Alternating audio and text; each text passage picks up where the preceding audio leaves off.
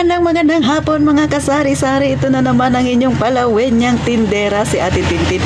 At syempre for today's video mga kasari, no? Hayaan nyo na yung ingay na maririnig ninyo. Maraming motor yung dumadaan-daan. I-share ko sa inyo naging journey ko nung mga nakaraang araw lang talaga naman. No? Talagang tayong mga tindera, minsan ang ating mga customer sinasagad din ng ating pasensya. Oh, game ka na ba? Gusto mo bang malaman kung ano ang nangyari sa akin ng mga nakaraan? Ikaw na wala pang tindahan, gusto mong magkatindahan? Magandang makinig ka sa mga ganitong mga pangyayari sa mga may tindahan, mga kasari, makakakuha ka ng idea. At syempre, ngayon pa lang mag-practice ka na, nahabaan ng iyong pasensya. Kaya kung game ka na, umpisa na natin ang masaya nating chismis. Isang magandang hapon muli sa inyong mga kasari. Di ba parang gigil na gigil si Ate Tintin na ikwento ko sa inyo yung nangyari sa akin. So ito na nga, no? Nung mga nakarang araw mga kasari, syempre, lalo na yung paggabi na, medyo dumadami na yung customer ko that time. So biglang may sumingit na isang customer, no? Sa nakamotor siya. Sabi niya, "Te, nag-GCash ka ba?" Sabi niya gano'n sa akin. Sabi ko, syempre naman, bakit magkano ba yung GCash mo? So, sabi niya sa akin, "Te, i-GCash ko sa'yo ay 1,000. So, sabi ko sa kanya ay 20 pesos yung charge nun. Sabi niya, "I-send ko na rin yung charge, te, ha?" Sabi ko. So, syempre, expected ko, ang ipapadala niya sa akin ay 1,020. Pagkabigay ko ng number sa kanyang, maya-maya sabi niya, "Te, na-send ko na." Bali nga pala yung sinend ko, te, 1,250. So, sabi ko, wala namang problema. So, yung charge nun ay 25 pesos. Kasi additional na 5 pesos. Aba, nagalit na siya mga kasari sa akin. Sabi niya, "Sabi mo kanina, 20 pesos lang yung charge sa 1,000. Take note ha, sa 1,000. Sabi ko, 1,000 pero hindi naman 1,000 yung sinend mo sa akin at hindi rin naman exact yung binigay mo sa akin na GCash mo, kundi 1,250. Siyempre may additional charge yung 5 piso. Sabi ba naman niya sa akin, "Kayo talagang mga may tindahan, kayo talagang mga may negosyo." Sabi niya, talaga naman, talagang negosyo talaga, pera talaga yun sa inyo. Nagwindang si Ate Tintin ninyo. Pinagsalitaan siya ng gano'n. Talaga naman yung iksi ng pasensya, yung haba ng pasensya ko ay umiksi, mga kasari. Sabi ko sa kanya, "Bakit? Sinabi mo ba na 1,250 yung isisend mo? Di ba ang sabi mo sa akin 1,000 lang? Kung kasama yung charge, normal 1,020 yung matatanggap ko." Pero sabi kong gano'n, siyempre, nagdagdag ka ng sinend mo sa akin, magdadagdag din ng charge. Sabi ko gano'n. Ngayon, kung ayaw mo sa aking charge, ibalik ko sa iyo itong sinend mo sa akin nang wala ng charge. Sabi ko nga sa kanya, sa iba ka na lang magpa-cash out, wag na sa akin. Sabi ko, "Ito ba yung number mo?" "Sige, babalik ko na lang." Sabi niya sa akin kagad. "Sige na, te, wag na, sige, yan na. Ituloy mo na." So, marami pa siyang mga nick kung ano-ano mga pinagsasabi niya mga kasari. Hindi ko na pinakinggan. Huminga ako ng malalim. Isa lang sinabi ko sa kanya, "Kung ayaw mo sa tindahan ko, malaya kang mamili ng ibang tindahan kung saan ka magpapa-GCash. Hindi kita pinipilit." Sabi ko gano'n sa kanya. Pero ayaw niya namang umalis kasi nasend niya na sa akin. Sabi ko, ibalik ko sa kanya. Ayaw rin naman niya, di ba? O, ganun lang mga kasari, no? Pagkatapos nun, tumalikod na siya nung natanggap niya na yung pera. Pero yun pa rin yung chinarge ko sa kanya. So, ano yung aral na makukuha natin sa ganitong pangyayari sa akin? Sa mga datihang may tindahan dyan, kaway-kaway kayo dyan. Sa mga tindero-tinderang kagaya ko na nasasagad din ng pasensya sa kanilang mabait na customer. Alam niyo mga kasari, pagka kayo may tindahan, no, huwag kayo basta papayag na sila yung magdesisyon ng para sa inyo. Tandaan mo, ikaw ang may-ari ng tindahan mo. Rules mo yan. Wala siyang pakialam sa kung magkano ang iyong ipapataw. Pero, sa totoo lang, no, dito sa amin talaga naman, ganun talaga mga kasari. Ang 1,000 ay 20. O, bigyan ko kayo ng ng kaunting pahapyaw sa aking mga pinagsasabi. So, kapag ka nag-GCash kayo, cash out ng piso hanggang 250, 5 piso yung charge niyan. Usually sa mga tindahan kagaya ko. Pero, sa totoo lang, may mas mataas pa dyan mag-charge. Pero kami, karamihan dito ay ganun mag-charge dito banda sa hilera mga kasari. Sa mga kahilera ko. Next, yung 251 to 500, 10 pesos na siya.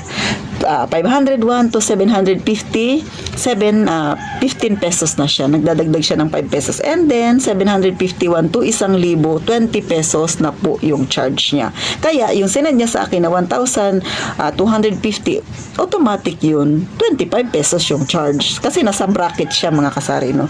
So, bakit siya takang-taka? O, kasalanan niya yun. Hindi siya muna nagtanong sa akin. Ang sinabi niya lang, ang tinanong niya lang is magkano yung 1,000. Normal, sasagutin ko ng 20 pesos. Hindi niya naman sinabi na kung mas malaki pa doon, may additional ba. So, nagtatalak na siya. Na take note ha, lalaki ito na nakasagutan ni Ate Tintin.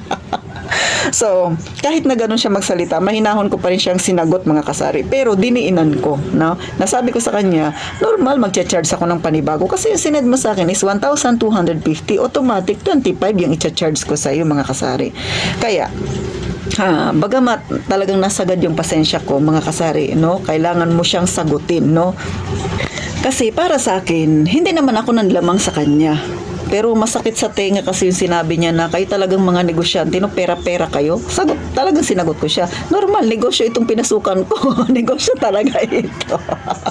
Pero para sa akin, no, kung kinausap niya ako ng mas maayos, tapos nagsabi siya sa akin na, baka pwede naman na may discount mo na lang ako na 5 pesos. So, sino ako para hindi siya i-discount? Sa totoo lang, mga kasari, no, ako pumapayag talaga ako. Nagdi-discount talaga ako sa mga customer ko. Lalo na yung talaga namang sincere makipag-usap sa akin, di ba? Kasi nasasalamin mo naman sa tao kung kailangan niya yung pera o hindi. Sa totoo lang, marami nagpapadjikas sa akin dito. Minsan kahit hindi sila humingi ng discount, pero pagka alam ko na medyo malaki yung kanilang ginijikash sa akin, kinakash out, tapos alam ko estudyante, nagbibigay ako ng discount, mga kasari. Lalo na pagka nagsasabi siya na, pambayad ko to ng boarding house. Sabi ko sa kanya, sige, babawasan ko yung charge ko sa'yo. So, ganun lang ako kasimple kausap. Pero ayoko lang sa lahat yung pinagtataasan ako ng boses, tapos kung ano-ano yung mga pinaparatang sa akin.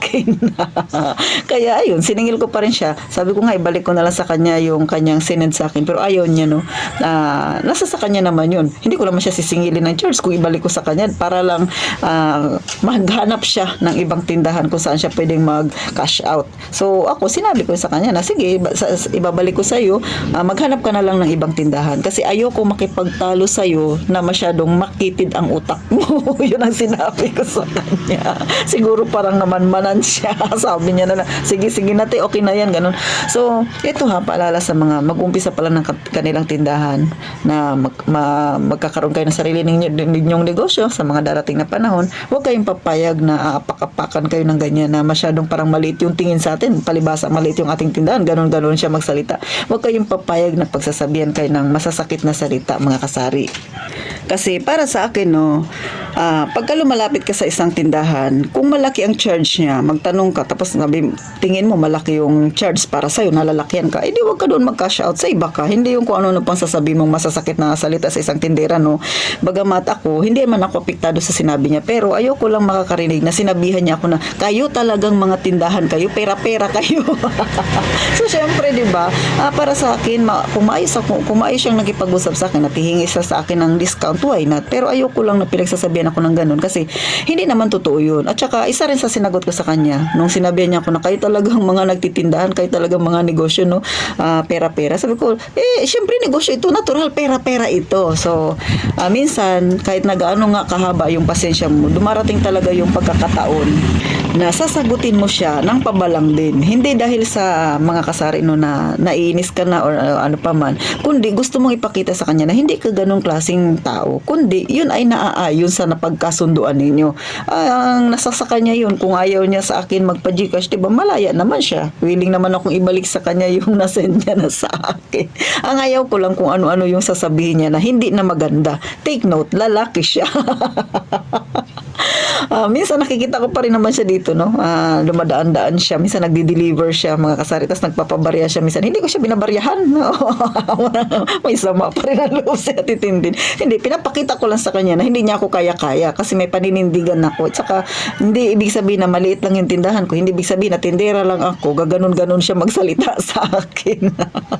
So, ano ang nakuha ninyong aral dito, mga kasari? Na kung ano sa tingin nyo yung tama, manindigan tayo. No? yun para sa akin, no? At saka, kung para sa akin, kung humihingi sana siya sa akin ng pabor, sabi niya, te, baka pwedeng pabor naman, di ba? Baka pwedeng i-discount mo ako. Siyempre, pagbibigyan yun ni tindera. Pero, kung ganun siya magsalita, na parang siya yung may-ari ng tindahan ko, ay ibang usapan yun. Kaya ikaw, na wala pang tindahan, at gusto ring magkaroon ng tindahan, ihanda mo ang loob mo, dahil marami talagang mga bagay-bagay na mai-experience ang mga tindero-tinderang kagaya ko, na syempre magsasagad ng pasensya mo. So, paano? Magkita tayo sa susunod na vlog na Titintin. At gaya nga ng palagi kong sinasabi, mag-iingat tayong palagi, mga kasari.